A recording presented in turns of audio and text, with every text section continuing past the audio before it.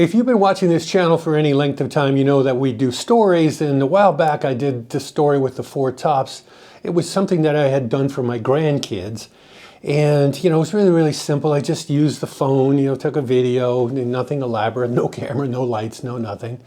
And, and I just put it away. You can really tell it's a while back because I got way less gray hair and, less wrinkles and all that sort of stuff. But, I wanted to do it for my grandkids. Here's another story that I think you'll really, be amazed at.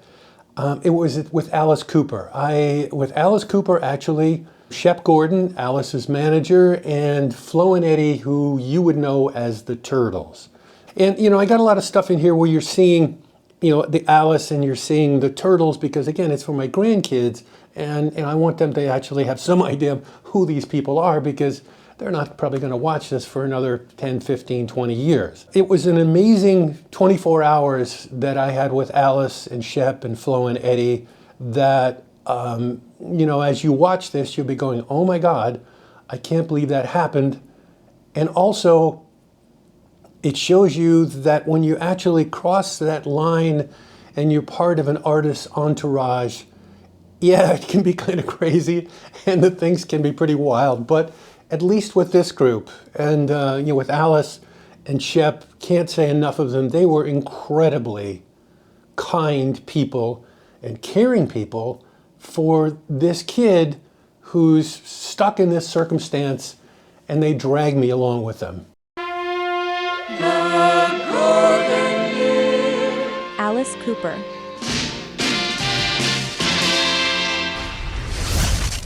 Every year, because Rosalie basically, and the station CKLW basically totally started his career, and he openly acknowledged that. Alice would come in from wherever he was on tour, and Alice was the biggest artist in the world at that time.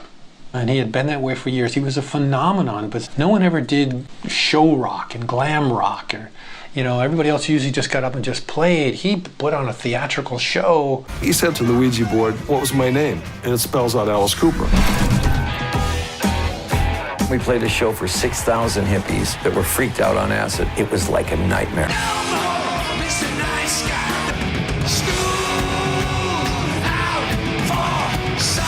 But his fans always loved him. He sold more than 50 million albums, and his business model was sound. Alice Cooper was the first musician to be on the cover of Forbes magazine. Think about all those cats today talking about how they want to be business people.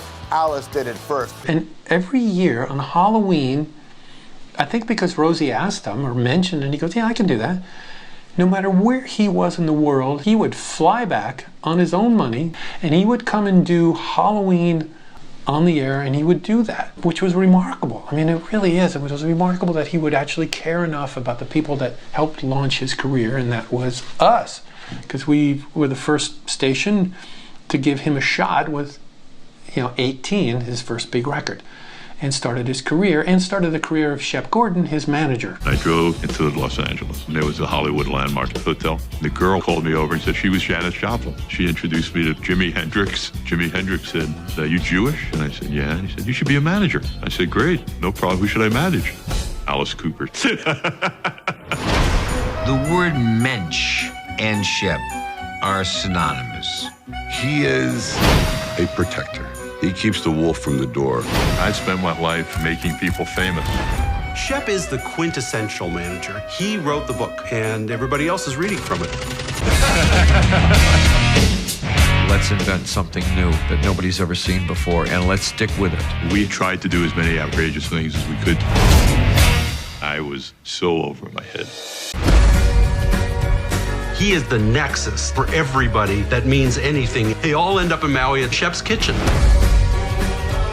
Shep Gordon is the nicest person I've ever met, hands down. He tells the best stories. I've told Shep things that I haven't told anybody else. Not even my wife. And Shep got his start because we played Alice Cooper's records. Shep was Alice's manager, and that was the only act he had. So anyway, Alice would fly in and do these shows, but he would also come in every once in a while. And if he was in town or if he was doing a concert, he'd come over the day of, hang out a little bit, take Rosie to lunch, and they'd talk about records and things. So he's in town this one time, and he came in with Flo and Eddie. Flo and Eddie were two of the Turtles. The Turtles had a lot of big hits in the 60s, and then they sort of disbanded the band, the Turtles, and just decided to do a two-person act called Flo and Eddie. It happened to be that when we were all in the Rosie's library, Alice and Flo and Eddie, and I was in there too, and Rosie, they were talking about flying home that night. And I go, oh wow, that's maybe I'll be on the same plane with you guys because I'm going to New York too. What plane you on? And they mentioned the plane, and it was the same one that I was on. So because I was going back to New York State for a New York National Guard meeting, because I had to do that one weekend a month, and that happened to be the weekend that I was flying back. So they go, great, that's awesome. Well, we'll see you on the plane. Okay, cool. I go to the airport and I'm on the plane, and you know, I'm not obviously not in first class. I'm back, you know, I'm maybe about 6-7 rows back, and so I'm there. And right at the last minute, Alice comes in, Alice and Shep, and Flo and Eddie. The four of them come on the plane, and you know, and I see them, and they didn't see me. And I just thought this was really, really cool. So, you know, they didn't see me, and they sit down and, you know, on the right-hand side, like, you know, in the first four seats. And then Shep gets up and he starts walking down the plane, and he's walking down, his head is moving like this, and then he sees me, he goes, oh, hey, I just want to make sure you're here. Have a good flight, and he walks back. So the plane takes off, and it's, you know, it's going. And, you know, and I don't know, you know, and it's maybe an hour and a half flight, and maybe a half hour into it, the guy comes on, the pilot comes on, he goes, we're going to have to divert to Philadelphia because the weather in New York is too cloudy, we can't land. There's a really bad rainstorm, and it's super cloudy, there's no visibility, and they're waiting all the planes off from JFK. And, you know, they're sending, or LaGuardia, wherever we were flying into, and everybody's getting rerouted to Philadelphia. And I'm thinking, oh no, man, how am I going to get from Philadelphia home in time, because I have to get to the Port of Authority in New York City to catch the last bus, which left at like midnight, to get home, to be able to put on my, you know, Army clothes and deal, and be at the Armory, the New York State National Guard Armory at 6 a.m. You know, so there's already like virtually no sleep, and how am I going to do this? So the plane lands, and I'm thinking, man, I am just screwed. So, you know, what am I going to do? We're in Philadelphia, and the guys get off the plane. You know, everybody starts filing out, and obviously first class goes first, and they're out. And you know, and I finally come walking off the plane, and you know, and you walk up the rampway, and that's it. And I get out there. Out where now I'm in the terminal, just out of the rampway, and Shep and Alice and Flo and Eddie, they're waiting there for me, and they go, oh good, come on, and I go, well, what's up? And he goes, well come on, we'll give you a ride to New York. I was like, what? Yeah, come on, well, you come with us, we'll give you a ride to New York. You're coming with us. Okay. So they start walking down.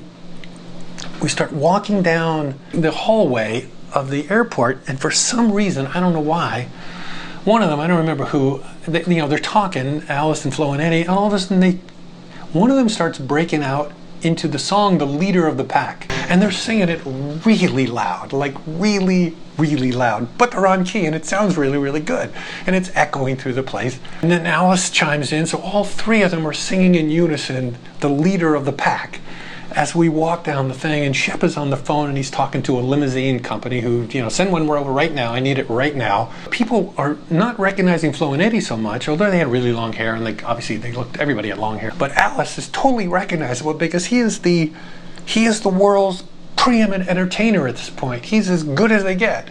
And as, you know, and as big as they can get, and there's people following us, so it's like an entourage of the Pied Piper with, you know, people coming up and wanting autographs and stuff like that as they're singing. We get to the front, the limousine's waiting, we pile into the limousine, and it's this big, long, super stretch limo, and you know, and just remember, it was gigantic. And the guy pulls out, and you know, from the airport, and we're riding, and then he gets on the New Jersey Turnpike, which is a straight shot to New York City. So we we're going to New York City, and and somebody says, I'm hungry. Can we get something? So Shep tells the driver, does he know anywhere to eat? And the guy goes, well, I know there's a Burger King up here. And he goes, perfect. So they pull over, and they pull in, and there's this huge stretch limousine with us in the back, into a Burger King parking lot. And there's other cars there, and people are looking like, who's that? But you can't really tell because the windows are dark. And we can see out, but somebody can't see. And Shep gets out, and he goes in, and he buys an enormous amount of hamburgers and French fries, and like enough to feed an army. He comes out with the bags and bags of stuff. He gives some to the driver. He's got some. I get a bag. There's another 5 or 6 bags for the other 3 guys. The driver starts up again, back on the Jersey Turnpike, off to New York. Everybody, we eat. Nobody wants to eat anymore. At which point, Flo, he decides to roll down the window, and as we're going down the Jersey Turnpike, he's throwing hamburgers out the window at the cars that are passing us. And he's boom, and then French fries are out. The food is getting thrown out the windows. Rock stars, at the time, and and then finally he runs out of food, and that's it. And then we're talking a bunch of stuff, of which I don't remember any of the conversations at all. And then it was kind of quiet, and they sort of fell asleep because it's like a 2-hour ride, maybe 2.5 hours to New York City. So anyway, we get to New York City, and it's it's just a little bit. It's I got only a tiny little time to be able to make the bus, and he drops off Flo and Eddie, and he drops off Shep, and Alice is the last one in the car. And I thought, okay, well, this is maybe going to end at Alice's place, where he lives, and I'm going to have to get a cab or something. So they show up to Alice, and he goes, yeah, this is it right here. And he goes, and you're going to Port of Authority? I go, yeah. He says, all right, well, take him to the Port of Authority, and, again, send us the bill. Get there as fast as you can. Don't waste any time, because he's got to catch a bus. And the guy looks at me, he goes, you got to catch a bus? I mean, he's probably thinking, okay, this guy's on a limousine with Alice Cooper, and you're going to take a bus from the Port of Authority? Like, what? I got a National Guard meeting. He goes, oh, okay. I don't get it, but all right. So he gets me there. I run down the Port of Authority. Luckily, I knew where the bus goes from, as it always went from the same stall. I get there, and the guy's got the engine is running, and the people. I'm right in the last end of the line. There's like 2 or 3 more people about to step on the bus before they'll shut the doors and go, and I just make it. At the time you could pay the driver. I paid the driver and went home.